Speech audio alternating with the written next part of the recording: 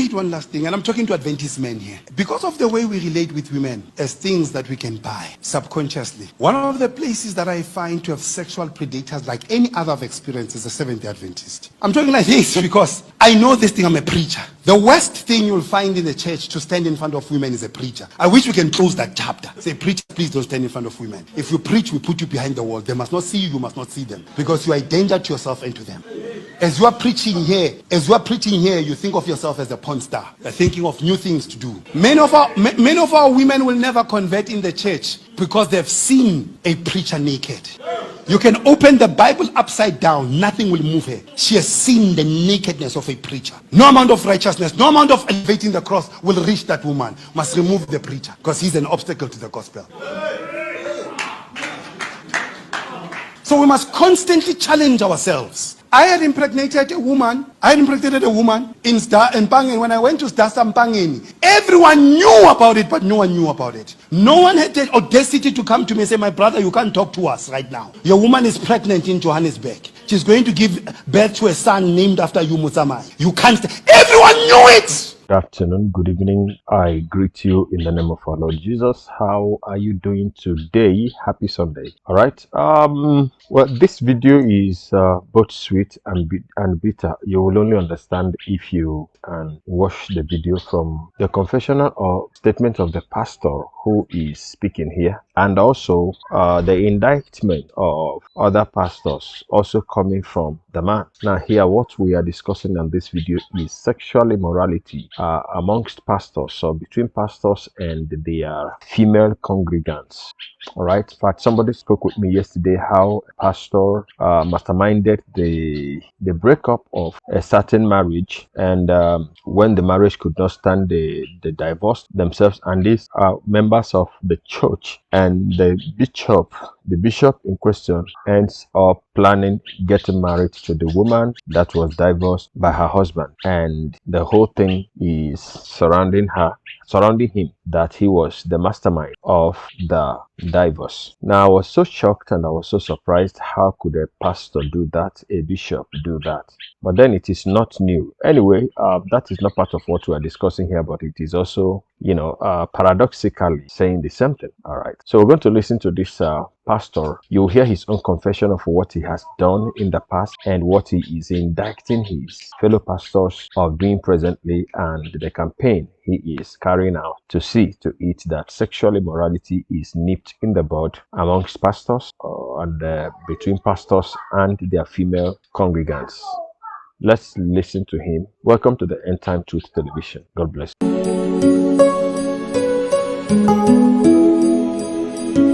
You are welcome to the End Time Truth Television, the channel for the lovers of truth, for the truth of the end time. So if you are a lover of truth, give us a subscription and God bless you. Shalom.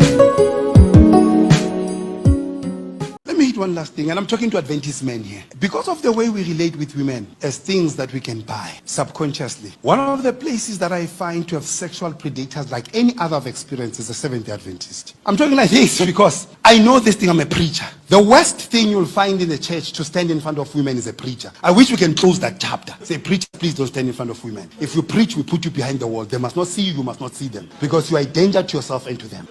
As you are preaching here, you think of yourself as a porn star. You're thinking of new things to do. Many of our women will never convert in the church because they've seen a preacher naked. You can open the Bible upside down, nothing will move her. She has seen the nakedness of a preacher. No amount of righteousness, no amount of elevating the cross will reach that woman. Must remove the preacher because he's an obstacle to the gospel. So we must constantly challenge ourselves. I had impregnated a woman in Mpangeni. When I went to Mpangeni, everyone knew about it, but no one knew about it. No one had the audacity to come to me and say, my brother, you can't talk to us right now. Your woman is pregnant in Johannesburg. She's going to give birth to a son named after you, Musamai. You can't. Everyone knew it. Not even my friends came talk to me. Say, man, relax, my brother. You know why? We are complicit. If I stop him, he's going to stop me.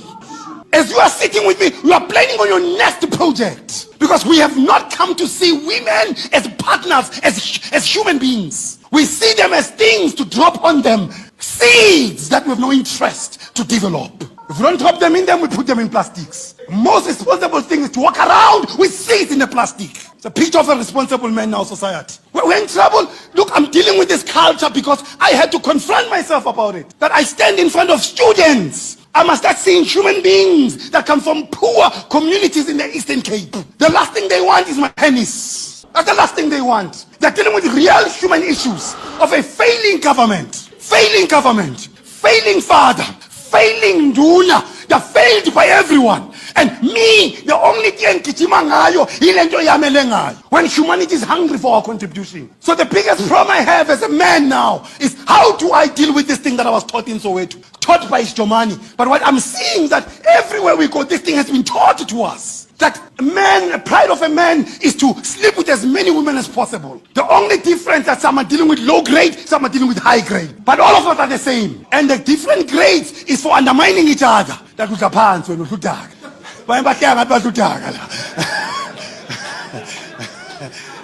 And when I raise these issues with us, it's because I'm saying we've got a lot of work to do. And I've seen the abstract theology from held back. When a woman sends a nude, you must say, no, my sister. No, man. Adam, the first thing Eve was to cover the nakedness. Cover it. Cover it. Cover it. It's not meant to be said.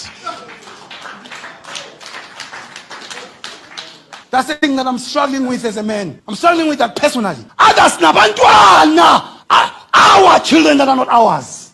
And that one kills me. That one kills me. That even our elders are involved in those things. They're involved. And the setting that all of us know, but no one knows. I cry for these children. Imagine the mentality of that child. Every day seeing his father, but his father only acknowledges him privately. What happens to the boy here? What happens here? Real men must stand up. When I went back to the pool, I got baptized. There's a preacher. I was at my prime. No papatis.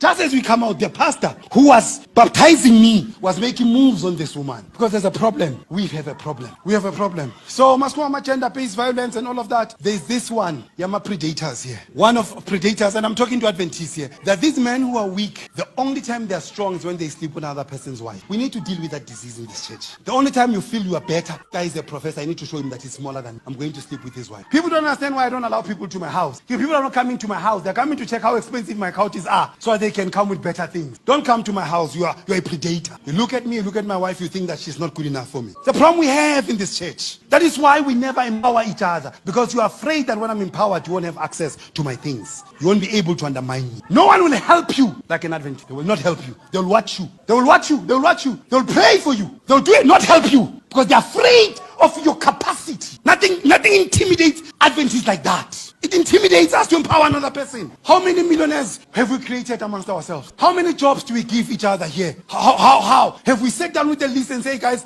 there's a job at my work. I want to empower someone. It's a good paying job. You see what I mean? It's because of this psychology of fear. We feel better when others are inferior. And those who are inferior to us, we look for ways to make them inferior. And one of the ways is to pursue their women and wives. I want to pray. I want to pray with someone who says, I'm tired of being this thing of a man I've been. Now, that was the Monday and that was the video there. The only thing I have to say here is that, somebody may want me to descend on the pastors and lash at them and, crucify them, and that will be me saying the truth. But the truth is bare. Number one is that I salute the courage of the man. That it is one thing to fall into error. It is another thing to realize that you are already in error and you are making every effort. You are taking every step in the right direction to correct the error. Now, it is bad enough that just like he said in the video, there are some ladies, some even married women, some single ladies, some daughters from homes that are broken, some homes that are very toxic, and they came to church and hoping to find help in the church. They came to church hoping to find succor in the church, hoping to find comfort and consolation in the church. Now, don't be like, is the church a maternity place, a home? Forget that. Church should be a place where humanity is, the interest of humanity is taken to heart. All right. So there are people who have several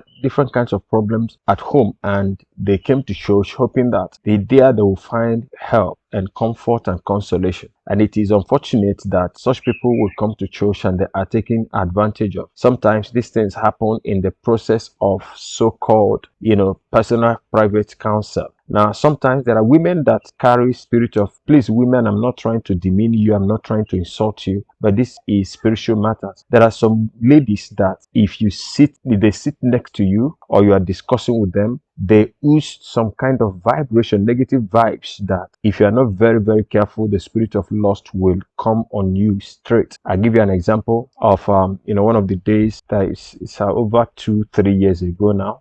I was in my office and a youth leader that they were having conference, they were having meetings. So a certain, youth that is a member, of course, but she has gone to school, she has gone to university, so she lives in university now, and she came back and returned a different person entirely. And so the leader brought her to me, as in for me to counsel her. Well, when I started the counseling, I started getting some kinds of negative influence, negative vibes. I quickly discharged the lady and I had to talk to the young man. Now, sometimes these spirits, has a way of influencing a person who they cage. So sometimes some of these pastors too don't know what to do. They end up being slaves to these spirits. And so that is why you hear that he slept with this one, slept with that one, slept with that one, slept even with his own maid, slept with his wife's sister, slept everything in skirt. Not all of them do it for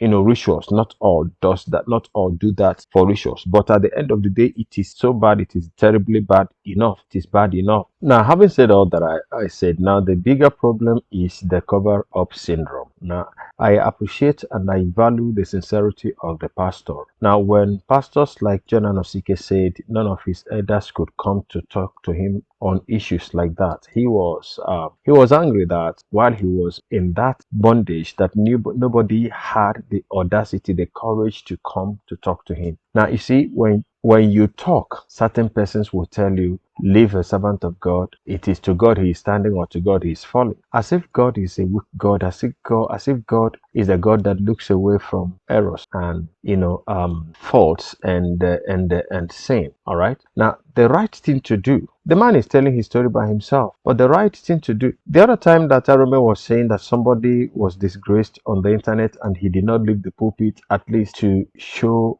the fact that he has repented from the scandal. Some of the pastors arose against him and some of you also condemned him. Now, this is the pastor talking. So you can say that it is not actually wrong. Now, but a sincere pastor like this needs nobody to come and begin to blow it open on the internet or to disgrace him and all that. The problem is that there are so many that think that you should not talk to them at all. So that is where the bigger problem lies. So everybody wants to cover it up, and the more you cover it up, the more the thing is eating deep, the roots and destroying the very fabrics of the church, and the church is becoming a ridicule and a reproach. So if you see anything that is wrong where you are, the best way to help that person is with love, call the person. With love, talk to the person. Because if you don't, it may come up on social media. And once it is out on social media, we will talk about it to tell others that's not the way to go.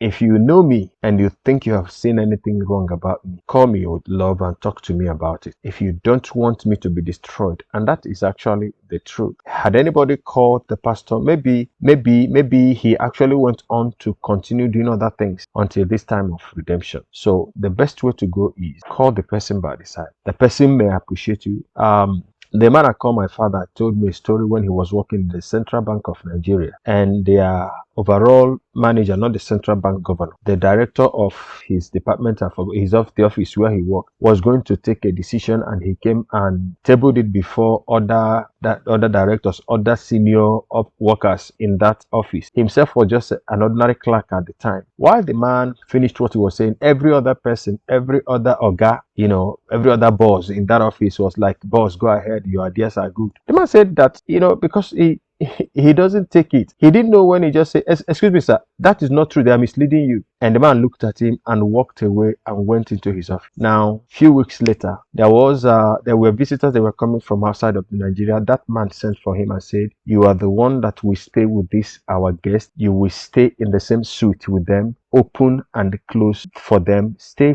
with them and take care of them. You are the only one I can trust. And he actually told him, Mister, I won't call his name here, thank you very much for that day. You see, the others were urging him on, and that would have put him into serious trouble. So sometimes you never knew who you would save when you tell them the truth. God bless you. Now, some of these ladies can't say no, not because they don't wish they could say no, but sometimes they wish they could say no, but they think that that was where their option lies. Saying yes to her man of God, probably would be the best thing to do because of the foolishness that religion has impacted into this person's brain. So she thinks that her man of God cannot be wrong. Her man of God, and in fact, there are some that think that it is even an honor, a pleasure, an opportunity, a privilege to climb the bed of immorality with her pastor. So there are people like that. There is variation of things, but at the end of the day, now the man of God is supposed not to be enmeshed in things like this. And I tell you the antidote to this, how to come out of it. Maybe you're listening to me and you're a pastor, and maybe you are not even a pastor, but you're a Christian, and this thing, you are crying, how do I come out of it? Talk to somebody, call somebody, talk to somebody, expose yourself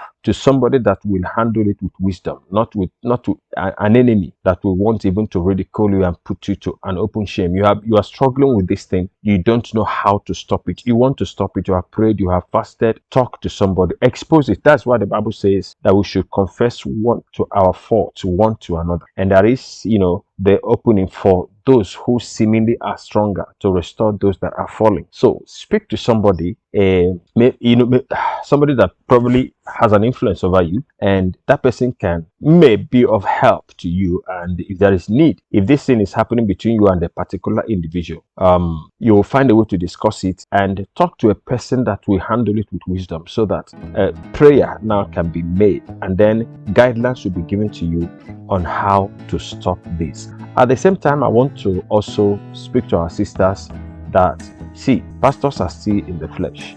Now, there are ladies that are so careless, they go to their pastor's offices without bra.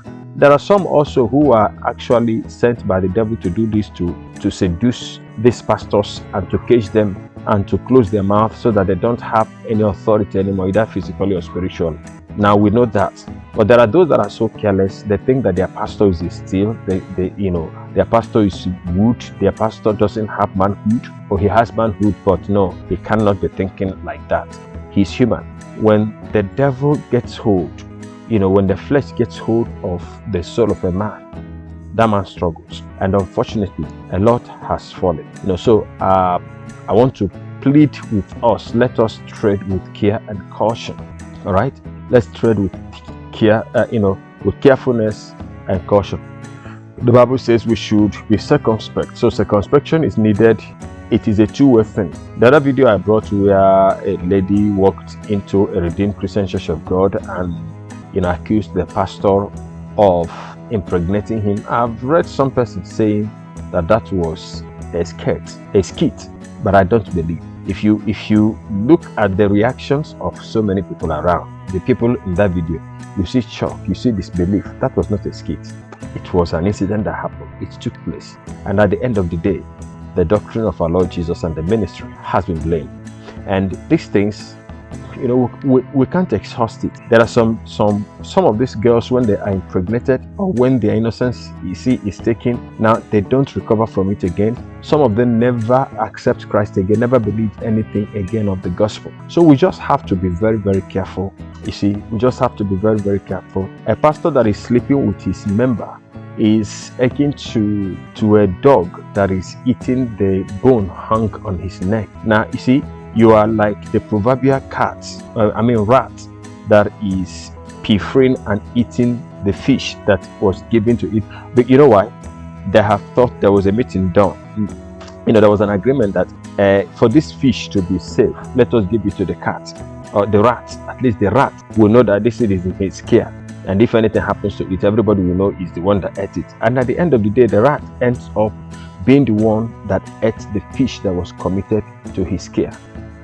That is bad enough.